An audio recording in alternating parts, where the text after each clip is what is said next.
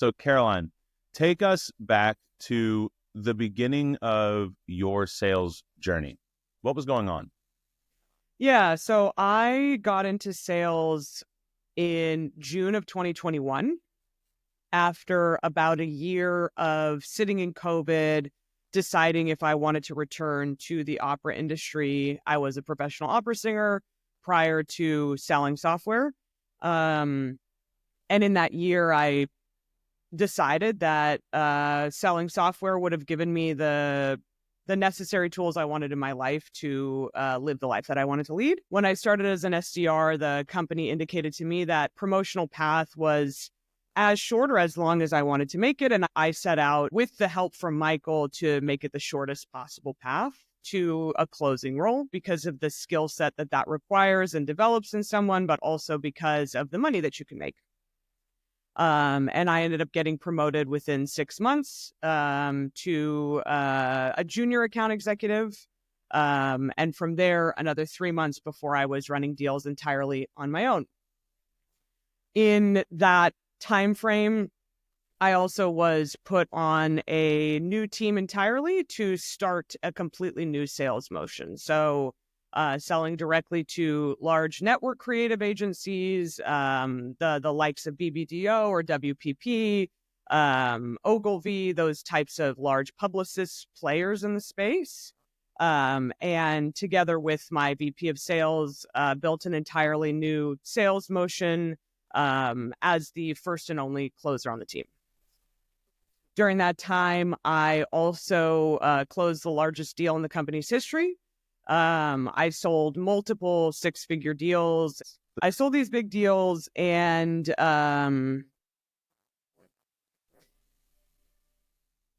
consistently hit quota for the entire time I was on the team, during which I started looking elsewhere for work.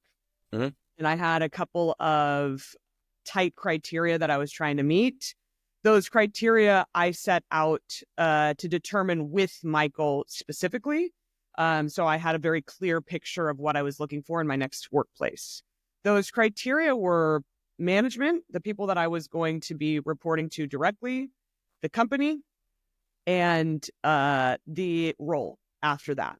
So I was looking for great manager relationship, great healthy company with great funding, and a closing role. And I landed at the company that I'm at right now. Do you want me to specify what company I'm at? Okay.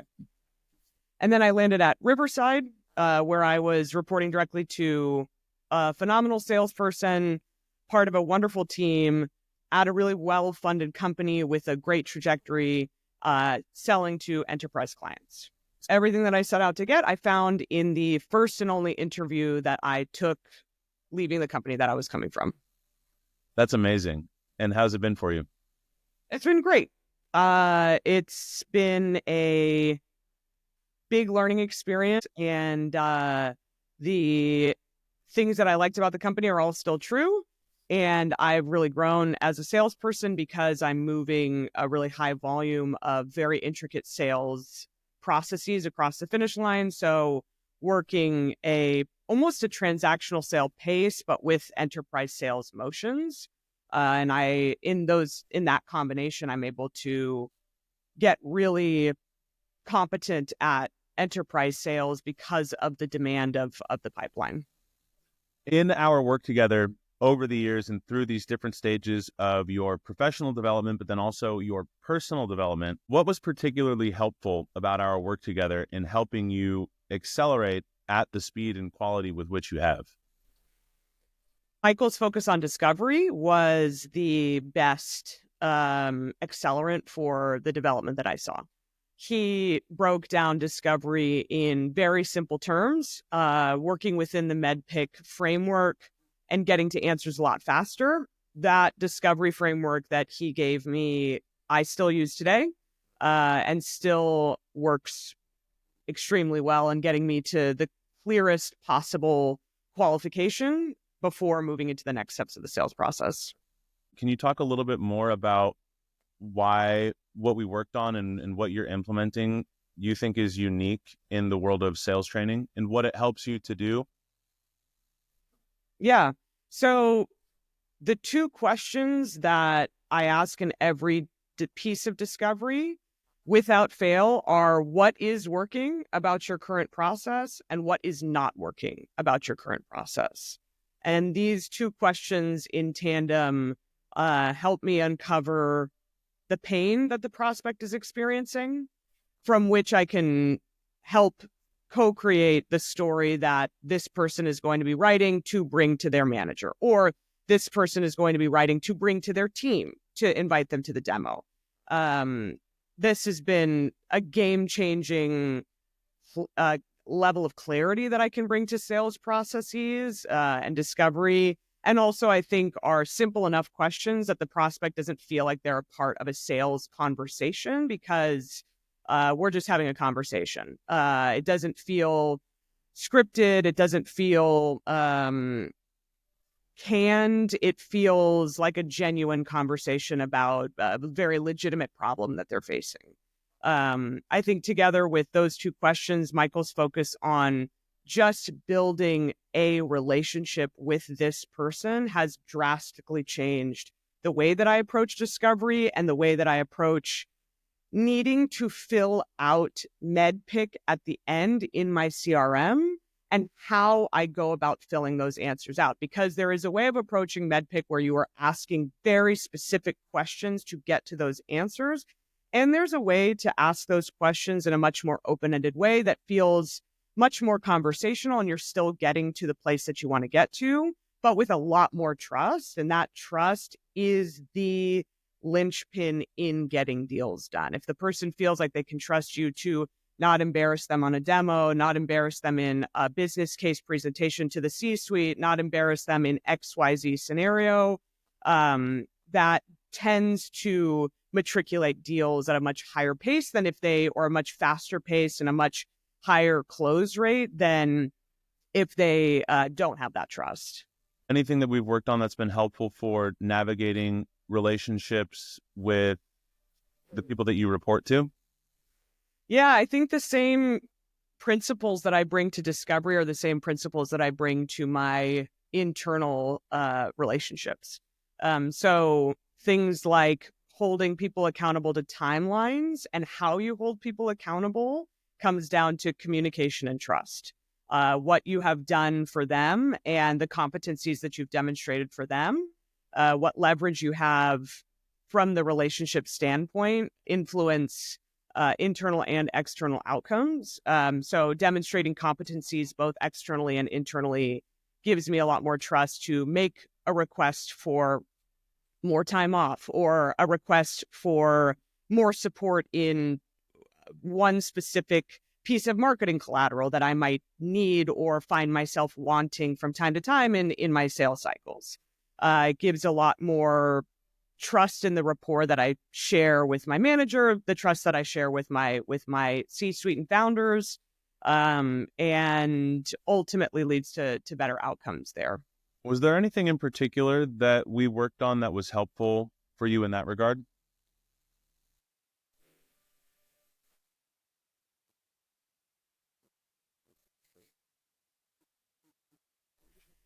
Yeah, actually, I think I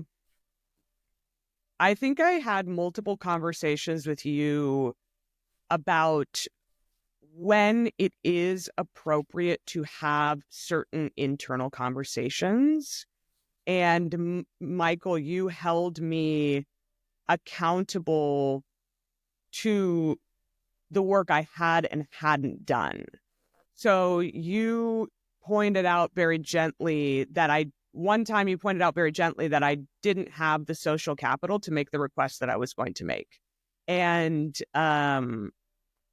when I did go to make further requests, it was always within the framework of like, do I have enough trust internally to be actually making the requests that I'm going to be making? And it gave me a lot more of a clear picture on myself, and not with shame and not with self-hatred, but with a clear picture of what my management cared about and their priorities, and thus much more empathy for their side of the aisle when a direct report would be making a request like that. So I think it helped me build better bridges and stronger bridges, and also ultimately led to me making fewer but much more successful requests. How has this impacted your relationship with yourself?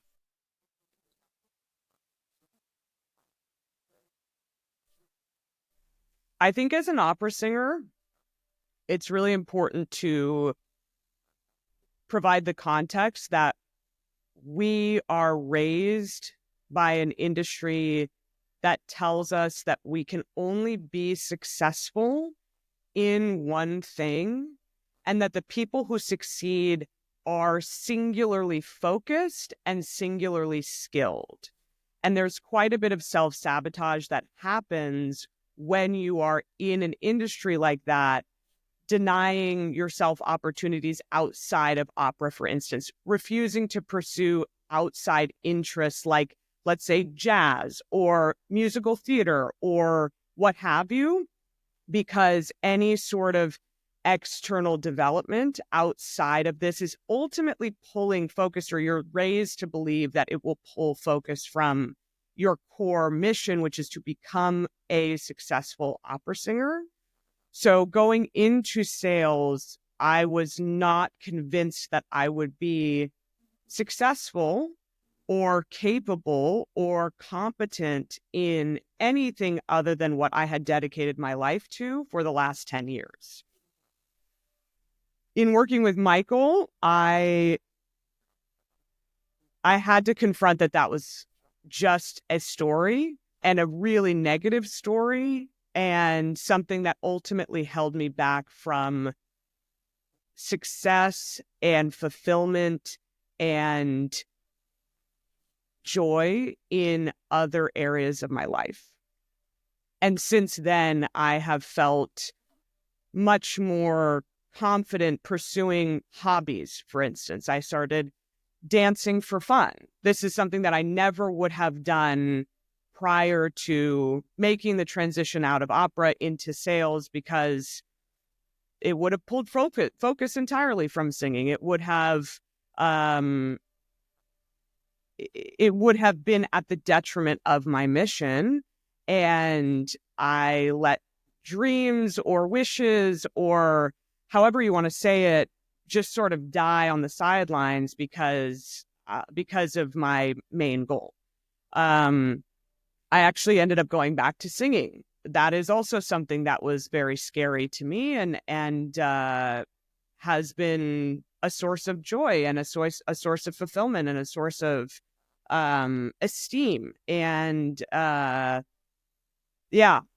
felt much more confident in approaching my life, setting goals, and accomplishing them from a place of abundance and a place of endless opportunity, and not from a place of compromise or sacrifice or punishment.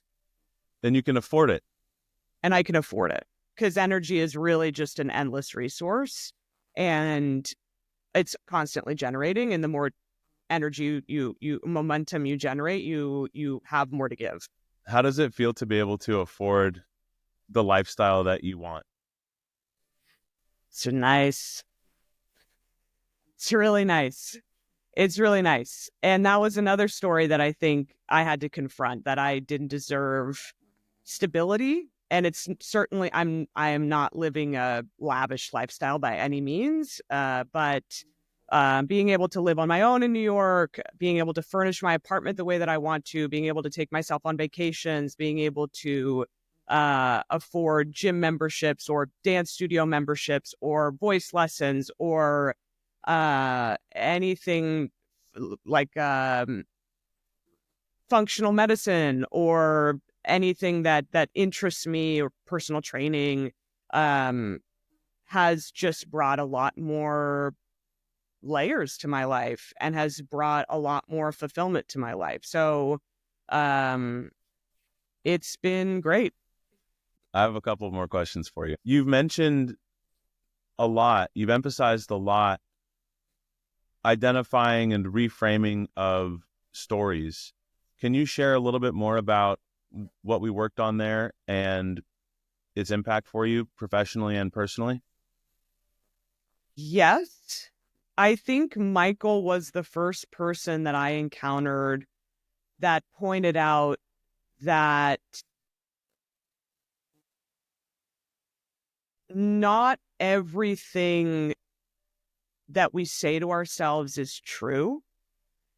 And not everything that we say to ourselves, even if from the outside they are true to multiple people or to a certain audience, means that that is a story that you should keep in your life. For instance, the story of being an opera singer and uh, sacrificing entirely any outside interest that may keep you from that pursuit. That may be something that someone told you out of complete scarcity in their own personal story, and it may not work for you. And it may not be true for you. And it may not even be true for them. But you learned it out of fear, and you learned it out of a desire to be good and a desire to do well, and all genuine and earnest reasons you may have ascribed to that story, but it doesn't make it any more or less valid, and that a more powerful story may be on the other side of that.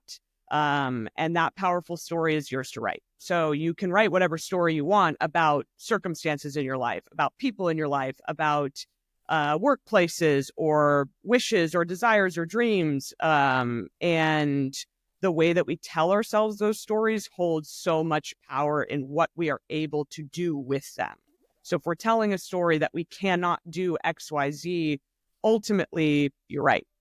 If you're telling yourself a story that you can do XYZ, you're right.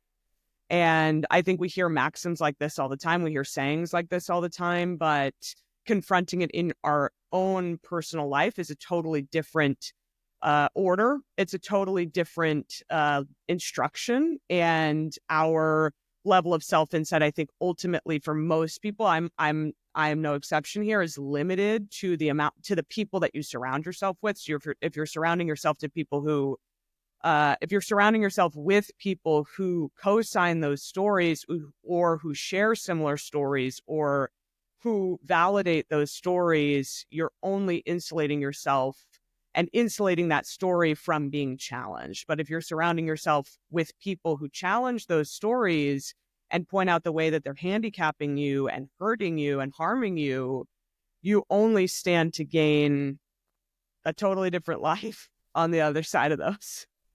Especially as a professional opera singer and highly accomplished enterprise salesperson, can you share a little bit about the voice's impact, literal and figurative? What does the voice mean to you?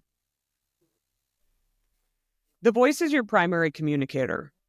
It's more important than your face, and it's more important than your body language, because voices hold a lot of intricate and hidden indicators that most people are completely unaware of, and most people are, because they're unaware of, unable to change and adapt.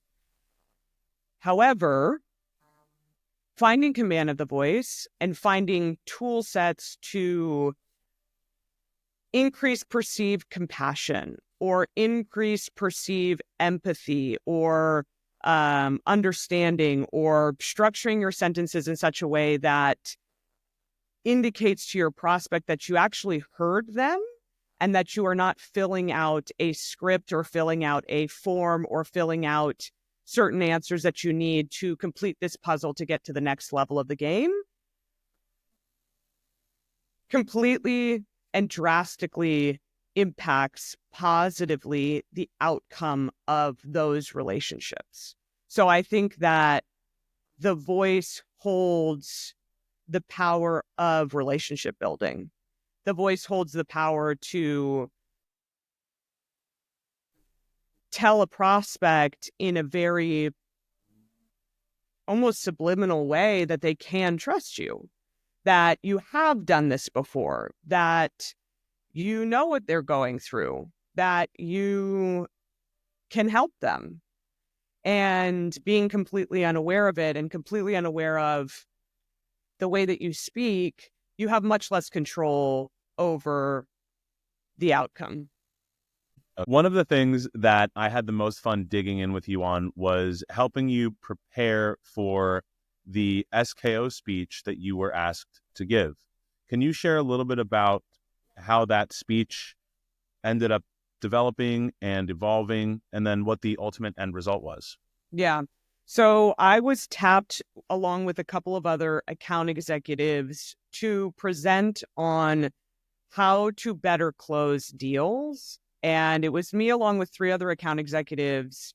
We covered topics like timeline, accountability, and my personal topic was building trust, which is ultimately a very it's what you make of it. Building trust is a very soft and subjective topic, and for me led to a lot of additional fluff and confusion about how to communicate how I personally build trust and how I recommend other people build trust. So the way that I started developing the speech was very chaotic, had a lot of sound bites that I wanted to communicate, minor quotes or other things that other people had said about certain topics that resonated with me. But ultimately, in speaking with Michael, I realized what weren't going to resonate as a whole.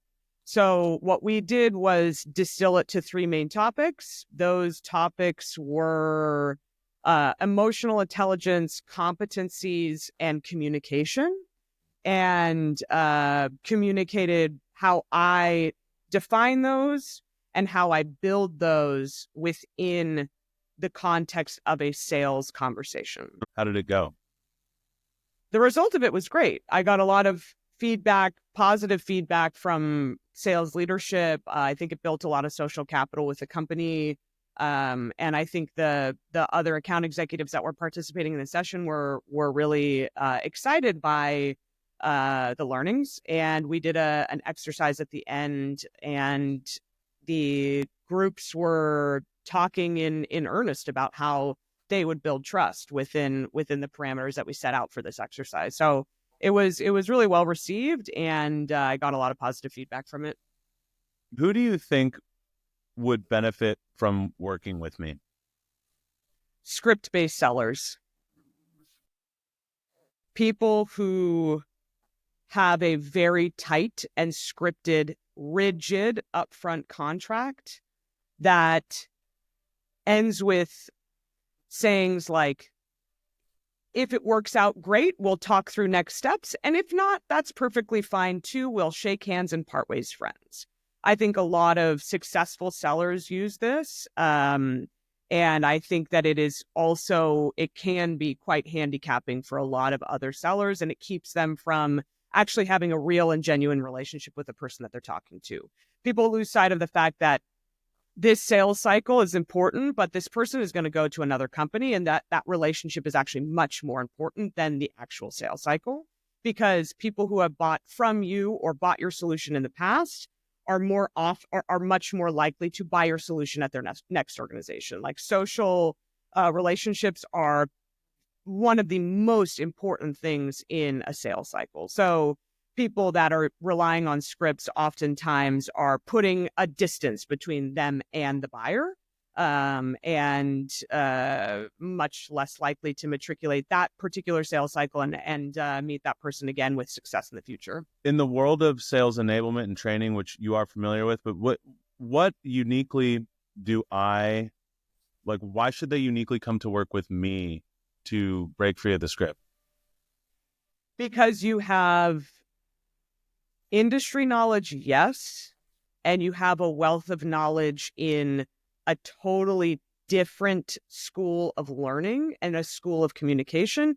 You also not only have a very storied success in opera, but you have very impressive training as a musical theater performer and as a theater performer. Another form of communication, spoken communication, script communication. And that's a skill set that is very scarce in the SaaS world.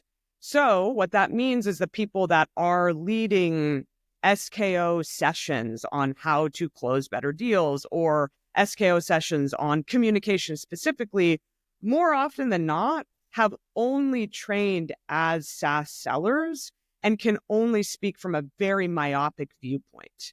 You have a much more holistic view and a much more disruptive view that I think ultimately is really universal, because you're also a phenomenal teacher. So you have the skill set to impact immediate change in a session and long-lasting change in people's approach to sales.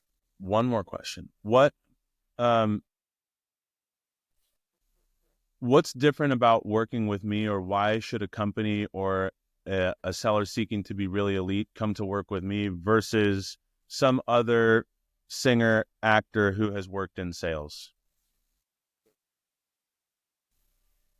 How many other actors and singers have work in sales? I think is my first question. Michael lives at a really interesting intersection of skills. He had you had a very successful run as an account executive, and you had a very successful run as an opera singer and as a theater performer. So you're speaking from boots on the ground experience, and you're a very successful teacher. So those three skill sets together are extremely unique. I'd be hard pressed to believe that anyone else in the industry has those.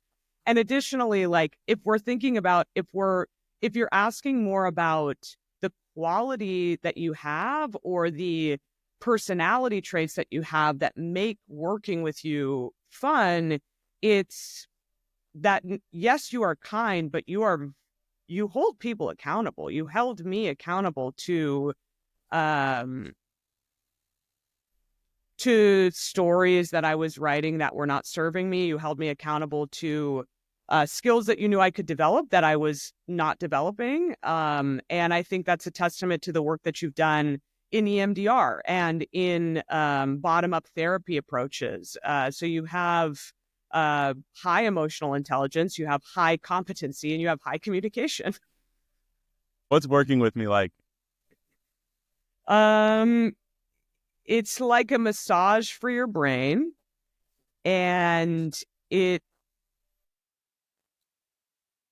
trickles into your life in a very slow way that lasts.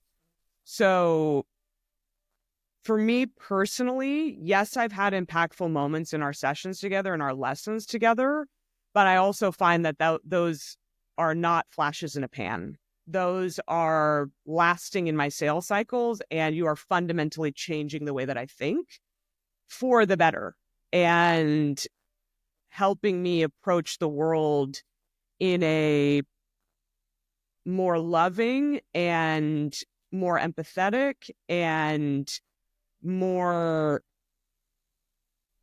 holistic and kind way. And I don't mean to say that kindness and empathy leads to not holding people accountable, because the most empathetic thing that you can do is hold a prospect accountable to a timeline that you've established. So, yeah, you have fundamentally changed the way that I think.